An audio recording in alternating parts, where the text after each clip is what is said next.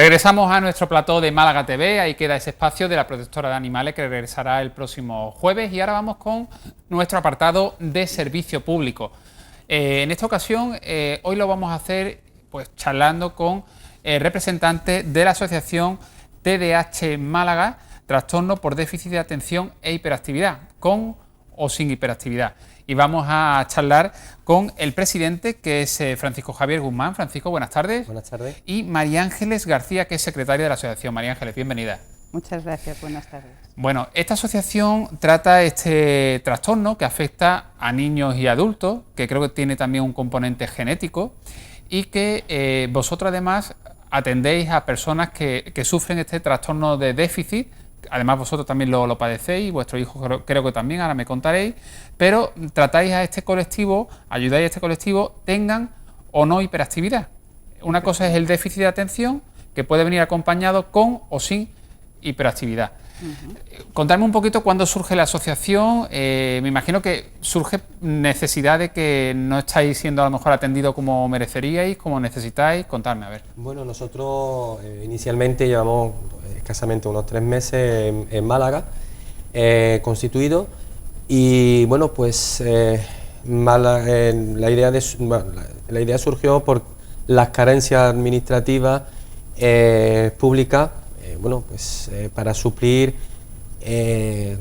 la atención que necesitan tanto las personas afectadas como su familia y su entorno, porque además de la persona afectada, evidentemente, el día a día de una persona con déficit de atención, tenga o no tenga hiperactividad asociada, es muy importante que la familia sepa y disponga de una herramienta y unas pautas diarias, así como, bueno, pues también una función, un objetivo de la asociación es informar, concienciar, formar a diferentes colectivos, como son, por ejemplo, el sistema educativo, sí, para que los profesores, bueno, pues en sus aulas cuenten con el apoyo necesario de esa herramienta y esas pautas, bueno, pues para reconducir aquellas conductas y actitudes tan propias del TDAH. Además, se estima, creo que entre el 5 y el 7% de la población sufre este tipo de trastornos. Vengan o no acompañados con el tema de la hiperactividad, pero déficit de atención entre el 5 y el 7%. Claro, es que el déficit de atención puede ir acompañado por hiperactividad o no, pero no deja de ser un TDAH, ya que en distintas ocasiones lo que puede producir ese déficit de atención es el exceso de hiperactividad. Pero sí es cierto que, por ejemplo, en las niñas es más fácil que sean TDA y no TDAH. En su conjunto, se tenga hiperactividad o no, en la población infantil oscila entre un 7%. Eso quiere decir que al menos 1 o 2 alumnos por aula hay con esta patología. Entiendo que a lo mejor hay adultos que la padecen y ni lo saben porque nunca han sido diagnosticados. Por ejemplo, en mi caso. En tu caso, tú lo descubriste ya tardíamente, ¿no? Sí, a raíz de evaluar a mi hijo, cuando una de las formas para poder descifrar esta patología en la persona que lo padece es a través de test que les hacen a los padres, nos hacen a los padres, porque claro, estamos hablando de niños de 6-7 años, entonces hay que informar de la conducta que tiene a nivel escolar, a nivel social, a nivel familiar. Y cuando uno empieza a contar las cosas que su hijo hace y el especialista empieza a dar respuestas, tú te ves reflejado en tu infancia en las cosas que estás viendo en tu hijo. ¿Y qué tipo de cosas? Porque esto se nace, no se desarrolla conforme uno va creciendo o pasa de niño a adolescente y luego a adulto. Esto si uno lo tiene es desde pequeño, desde la infancia. Sí. Es así. Esto es un trastorno neurobiológico, es decir, es una alteración de unos neurotransmisores cerebrales que condicionan o alteran, por así decir, de forma muy importante, llegando a ser incluso grave, la atención de la persona, la conducta motora, que es la hiperactividad, y el control de las emociones, que es lo que es la impulsividad. Y la altera bastante, de forma grave, porque realmente las actitudes y el comportamiento no son los habituales en cualquier persona, sobre todo de esa edad. Es decir, una persona se suele decir, bueno, pues esta persona es que está distraída, está siempre pensando en las musarañas, está muy dispersa o no para quieta. Precisamente los sistemas escolares le exigen, para los TDAH es una exigencia, dos componentes muy importantes: que se estén quietos y que presten atención, algo que para ellos es casi imposible, pero no porque no quieran, sino porque es que no pueden. Es decir, un ejemplo sería, bueno, pues decirle a una persona, bueno, pues aquí tienes las llaves del coche, me vas al coche, por favor, y tráete la chaqueta que se me ha olvidado. Todavía no ha llegado a la puerta de la vivienda y se da media vuelta. Oye, ¿qué me has pedido? Entonces, claro, eso confunde al padre, o pueden darse ejemplos en clase, sí. Y claro, muchas personas se quedan y dicen, bueno, ¿te estás riendo de mí? O no, es que literalmente no se acuerdan. Los neurotransmisores cerebrales, esa falta, o por lo menos esa alteración de dopamina y noradrenalina, condiciona de manera muy importante la atención, la hiperactividad y lo que es la impulsividad. María Ángeles decía que a raíz de que a su hijo le hicieron unos test, unas pruebas, ella se veía identificada con lo que el especialista iba notando y iba destacando del comportamiento de su hijo, y decía, oye, yo es que de pequeña hacía esto, yo es que, ¿qué tipo de cosas hacías tú y luego has visto que tu hijo la ha repetido? Partiendo de la base que yo era una niña, soy una mujer y mi hijo es un varón, y en algunos aspectos cambia, entre otras cosas porque mi hijo está diagnosticado como TDAH debido al exceso de impulsividad, no tanto por el nerviosismo y el movimiento que tiene. Yo era una niña muy tranquila, lo que pasa es que en aquel entonces eran las que nos distraíamos con el vuelo de una mosca. El método de enseñanza de aquella época no es prestar especial atención a los niños que tienen problemas en los estudios, que van mal, nos ponían al final de la clase.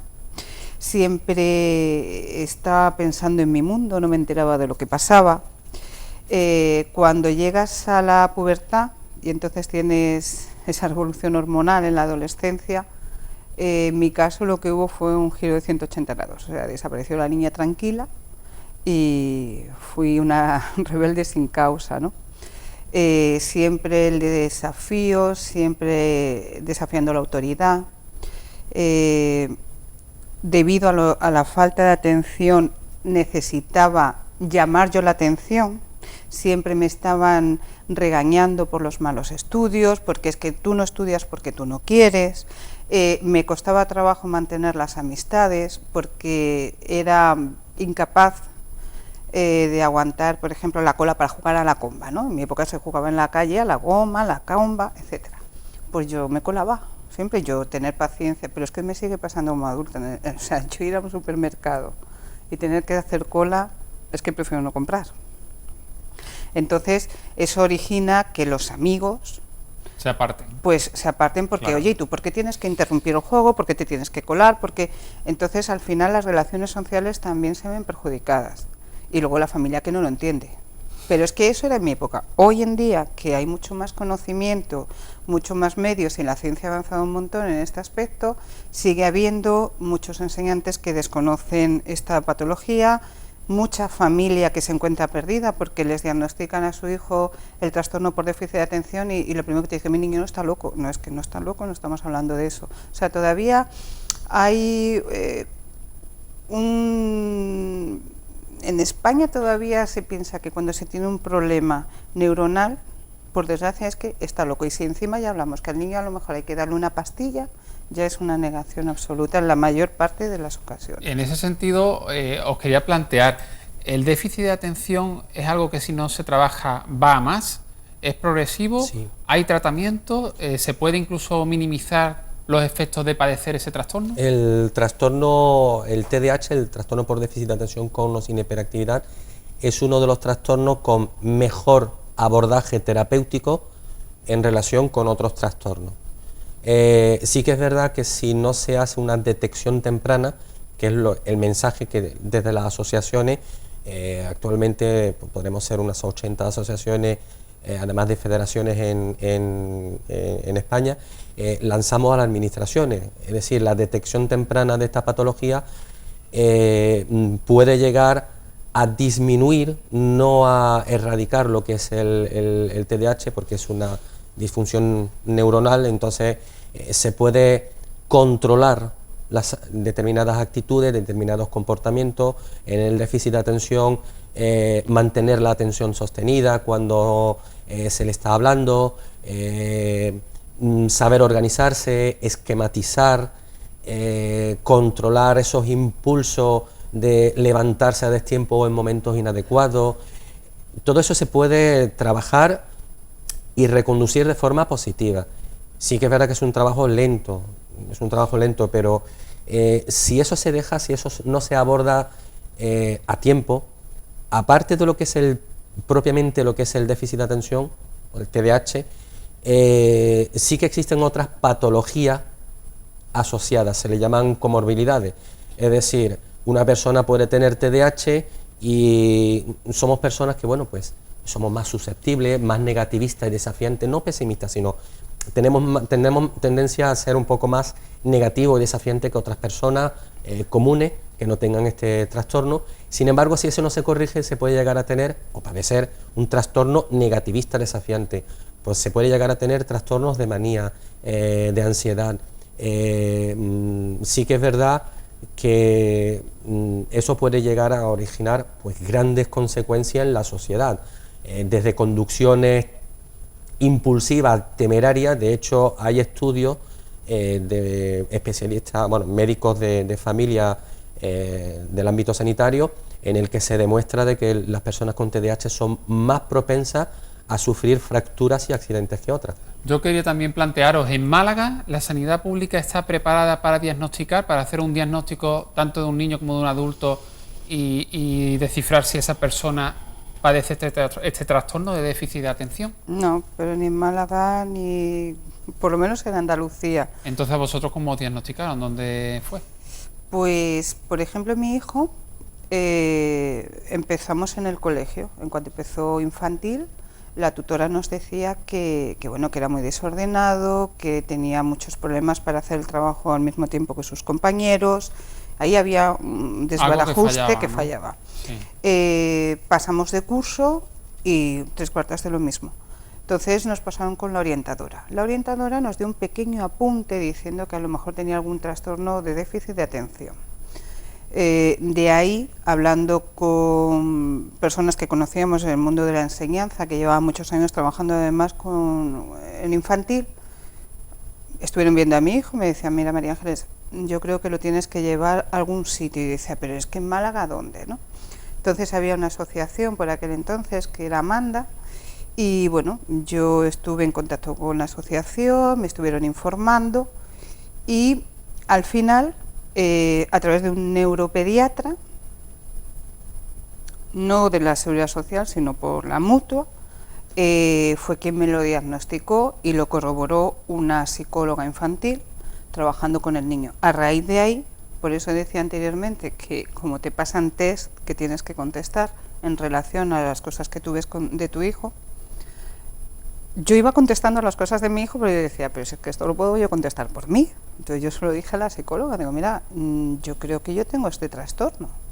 Entonces ahí empezaron los estudios y tal, hasta que me dijeron, pues sí, efectivamente. ¿Vosotros con la enfermedad diagnosticada cuántos años lleváis? Bueno, un momento, esto no es una enfermedad. Trastorno. Es un trastorno. No es que es muy importante porque eso lo oyen los padres, sí. Y nosotros desde la asociación siempre decimos que esto no es una enfermedad. Además no es una enfermedad grave si se coge a tiempo, es un trastorno. Pues con este trastorno, ¿cuánto tiempo lleváis diagnosticado? Yo llevaré pues año y medio, cerca de 2 años, y mi hijo tiene 9 y desde los 6 está diagnosticado. Sin embargo, nosotros, bueno, pues cuando nos presentamos en sociedad el pasado 17 de junio, bueno, pues en la sala del ámbito cultural del Corte Inglés, invitamos a unos ponentes en los que, bueno, pues una de las ponentes pertenece al plan de actuación nacional de déficit de atención y hiperactividad. se le llama el plan Panda. En este plan Panda arrojaron una cifra bastante escalofriante, porque en la primera fase de este plan, de este estudio, que lleva pues unos 2 años en funcionamiento y va escalonadamente pasando de fase en fase, se ha contrastado que los profesionales sanitarios públicos en un 40% desconocen qué es el TDAH.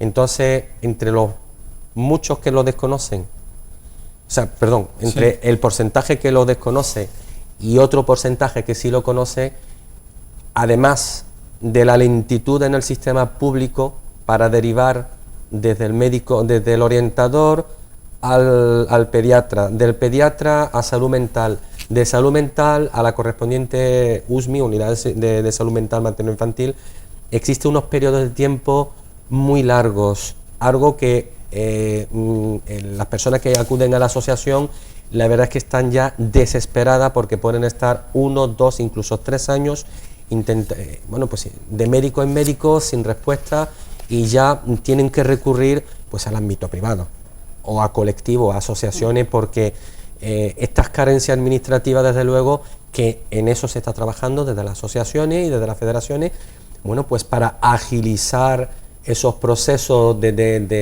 detección temprana, de asistencia, para que haya una legislación que coordine tanto el sistema educativo con el sistema sanitario y el judicial, porque evidentemente aquí hablamos de la patología, pero también hay que hablar de las consecuencias de la patología si no se trata. A vosotros entonces, desde que os diagnosticaron el trastorno, ¿han trabajado con vosotros para intentar reducir los efectos del mismo? Por ejemplo, os planteo, ahora mismo estáis manteniendo una conversación totalmente coherente, os estáis explicando, yo creo que muy bien. ¿Vosotros esto lo podíais hacer hace un año, hace 2 años? O... Un apunte. Sí. Nosotros es curioso porque cuando a lo mejor se habla con nosotros, se nos ve, pues bien, tranquilo, ella es TDA, pero yo soy TDAH, es decir, a mí me prevalece mucho más la impulsividad y la hiperactividad, que es la que me condiciona el déficit de atención. Sí. Pero en 20 minutos de las 24 horas puedo controlarme. Lo que hay es que conocerme durante el resto de las 24 horas y en el día a día. Entonces, tu familia que convive contigo pues notará, por supuesto... convivir con una persona con TDAH es muy complicado. ¿Sí? Muy complicado.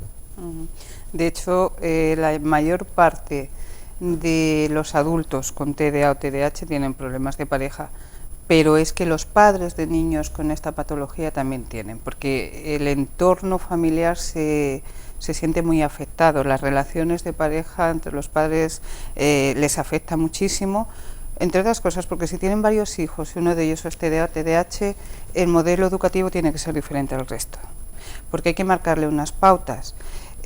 Antes preguntaba si esto se llega a minimizar, la sintomatología, ¿no?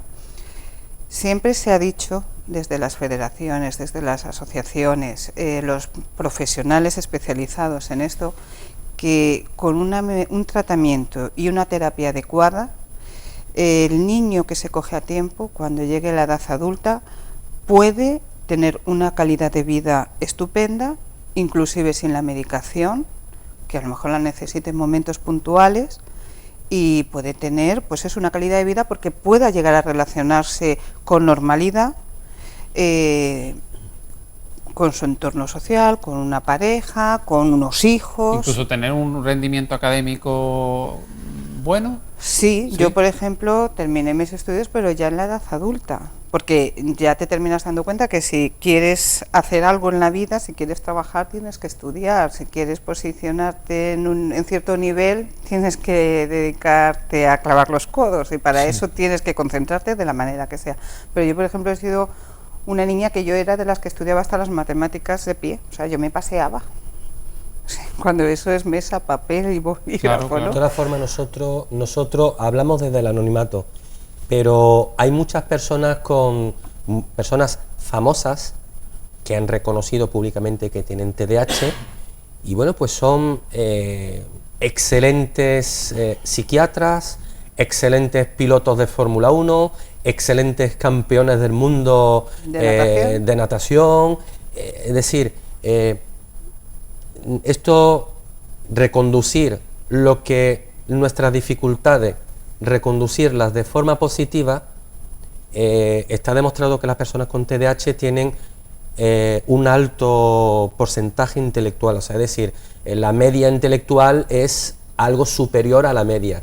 Lo único que nos condiciona es esa organización, el ponernos, centrar, mantener nuestra atención en una tarea determinada. Cuando a lo mejor ahora mismo me está apretando el zapato, estoy más pendiente del dolor por ese son psicosomáticos, es decir, más que la conversación que pueda estar más que la conversación, ¿no? Exactamente. Es un ejemplo, no me está doliendo ahora el No zapato, te está pero vamos, que apretando no. el zapato.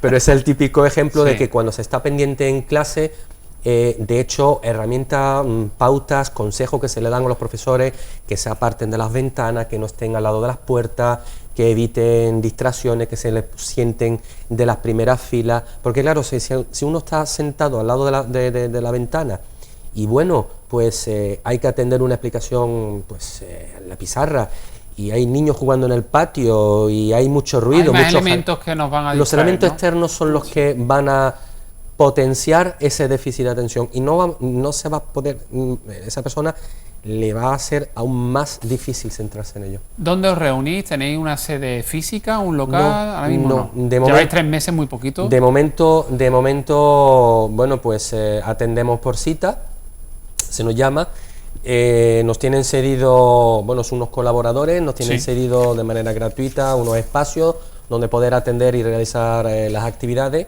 Sí que estamos trabajando con las administraciones públicas, pues para tener alguna sede, algún sitio donde poder nosotros ubicarnos de manera, bueno, pues De manera permanente. de manera Claro. permanente.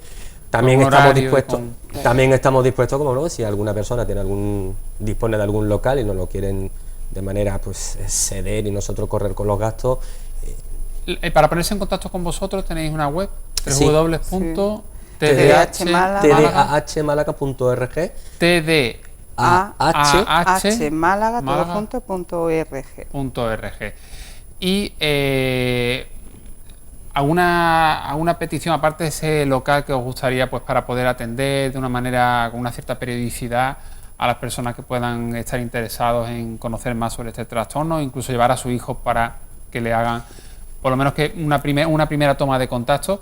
Aparte de esa petición, ¿qué otras cosas necesitaríais como colectivo? Porque yo me he quedado con ese dato que decíamos al principio, que creo que era entre el 4 y el 7%. El 5 y el 7%. Entre el 5 y el 7% y el, de la población. y el 97% de los adultos que tienen TDAH no lo saben. No lo saben. Ese es un En análisis. Málaga estaríamos hablando de una población aproximadamente. Pues según la última cifra del censo de habitantes de Málaga, Unos 20. hablaríamos en el entorno de unas 40, 50.000 malagueños. Que son muchos, no se trata de alarmar, pero... No es una alarma. Uno de los mensajes que particularmente quería dar, es que bueno, que todas las personas somos hiperactivas. No tenemos que tener un Claro. déficit de atención, hiperactividad. Todos somos hiperactivos, impulsivos, todos tenemos algún déficit de atención. Lo único es que el déficit de atención, el TDAH, se diagnostica, o por lo menos da sus primeros avisos en el colegio, porque tienen que darse 6 síntomas de los característicos del TDA o TDAH de manera muy repetitiva, de manera muy intensa. Que sería, no estaría de más recordarlo, esos 6, Pues aunque estemos ya fuera de tiempo, pero... bueno, pues entonces sería la atención sostenida, la hiperactividad motora, le cuesta estarse callado, estarse sentado, No es consciente del riesgo. No es consciente del riesgo, habla en exceso, interrumpe en exceso. La Bueno, nosotros en la impaciencia. página son muy impacientes, no tienen noción del tiempo. De todo eso viene en nuestra página web o en cualquier... www.tdahmálaga.org. tdhmálaga.org. Y una cosa que yo quería comentar muy rápido. Sí. Una de las cosas que pedimos desde la asociación y todas las asociaciones de España es que todas las administraciones, en este caso Junta de Andalucía, Diputación y Ayuntamiento, hagan un esfuerzo común porque nos ayuden a que la medicación que toman nuestros hijos, que es muy cara, consigamos ese puntito negro para que nos reduzcan el precio y nos den la gratuidad, porque además es una medicación de consideración crónica. O sea, que lo tiene que tomar de por vida la persona que padece este O trastorno. por lo menos hay medicamentos que se dan a otro tipo de pacientes, Sí, que tienen son crónicos temporal. A lo mejor lo tienen que tomar durante 8 años y les hacen una revisión cada 4. ¿Y vosotros no tenéis recetas para este tipo de Tenemos medicamentos? receta, pero te cuesta el medicamento con la receta, con receta médica, entre 30, 40 o 50 euros. Bueno, pues me parece muy grave, hombre. Entonces, teniendo en cuenta que es un comprimido, una cápsula diaria, y que suelen ser 20 o 30, te da para un mes, en estos tiempos donde los sueldos se han reducido, el trabajo se ha reducido también, pues hay familias que no pueden sostener esto. ¿Y ahora mismo habéis tenido algún contacto, en este caso con la sanidad pública, con la Junta de Andalucía, con la Delegación de Salud, o han dicho algo? ¿Hay Sí, esperanza bueno, de conseguirlo? en el acto que decía Javier el ámbito inaugural, en el ámbito cultural, estuvo cada representante de la Junta de Andalucía, Diputación, Ayuntamiento, de Igualdad y Participación Ciudadana, etcétera, etcétera, ¿no? Y bueno, se comentó esto mismo. Pero bueno, los políticos pues esperemos que nos apoyen y que nos ayuden. Pero se dijo, se habló, se pidió, porque es que es muy importante. De todas formas, estamos en tiempos estivales, de verano.